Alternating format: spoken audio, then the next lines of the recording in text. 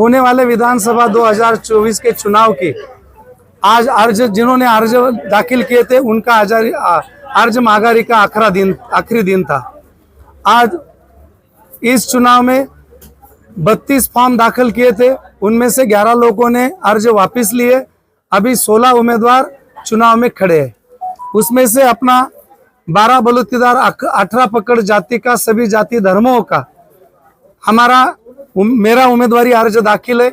मालेगांव की जनता यही हमारा पक्ष, मालेगांव की जनता यही हमारा नेता है।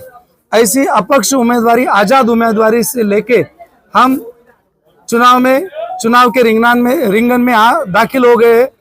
इस चुनाव में हमको रिक्शा निशानी मिली है, बहुत ही बड़ी खुशी की बात है। मालेगांव मध्य में भी रिक्शा निशानी मिली आसिफ साहब को, और हमको भी हमारे सभी नेताओं के आशीर्वाद से मुझे भी अपक्ष में रिक्शा निशानी मिला है। इसीलिए मुझे बहुत खुशी है।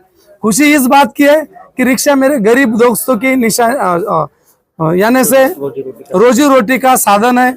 और वो निशानी में जो 2002 में जब पहला चुनाव हुआ था, 2004 में जो पहला चुनाव हुआ था, उसमें बहुत सारे लोगों की, मेरे रिक्शा वाले दोस्तों की तमन्ना थी, क्योंकि 1 साल पहले से बंडू काका ही उम्मीदवार है, ऐसा माहौल था।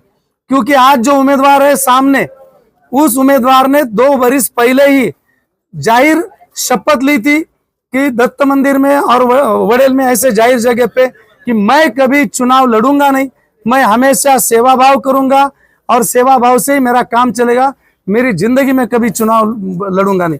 लेकिन उनके दिमाग में दंगल का माहौल देख के ऐसा उनका तमन्ना हुई कि चुनाव लड़ना चाहिए। उनकी सोच बदल गई।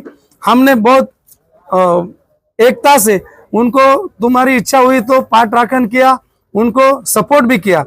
लेकिन कुछ जो रिक्शा वाले थे, गरीब लोग, उनकी 2 वर्ष साल से आस थी कि बंडू काका ही आमदारकी का उम्मीदवार है।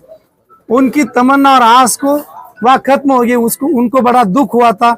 उसमें से राजेंद्र केदा, बच्चा सोयगांव के अनिल पाटिल, सानप चूड़ा वाले रिक्शा वाले सुरेश के चिंतामन, ये सभी रिक्शा चालक थे। कुछ रिक्शा चालकों ने रोया भी था, उनको मैंने समझा कर शांत किया था। आज वही रिक्शा चालकों का सम्मान होते हुए उनकी रिक्शा की निशानी हमें मिली, इस बात की खुशी दुगना है हम। हाँ, यस, दिवाली की सभी मेरे मालेगांव की सभी आवाम को दिवाली मुबारकबाद करता हूँ और दिवाली की शुभकामनाएं देते हुए मालेगांव शहर में, जनता में सभी तरफ प्रगति हो, कामयाबी हो, आपस में भाईचारा बने रहे और राष्ट्रीय एकात्मता आगे बढ़े, यही प्रार्थना करता हूँ, यही शुभकामना देता हूँ। धन्यवाद। जय हिंद, जय मालेगांव, जय 12 बलूतीदार, जय रिक्शा।